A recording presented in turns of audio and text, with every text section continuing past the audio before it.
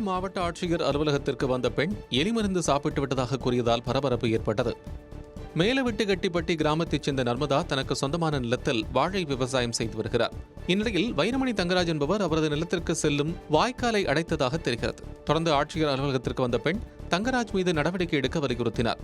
அப்போது எலிமருந்து சாப்பிட்டதாக கூறியதால் அவரை போலீசார் மருத்துவமனைக்கு அனுப்பி வைத்தனர்.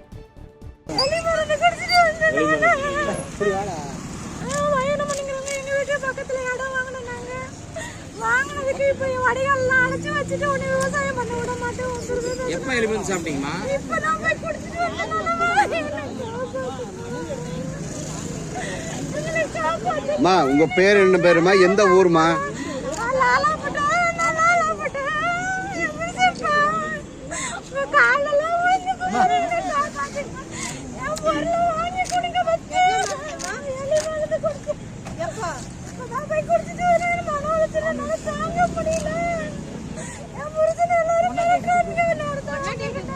யாருமா மிரட்டுறா? எதுக்காக மிரட்டுறாங்க?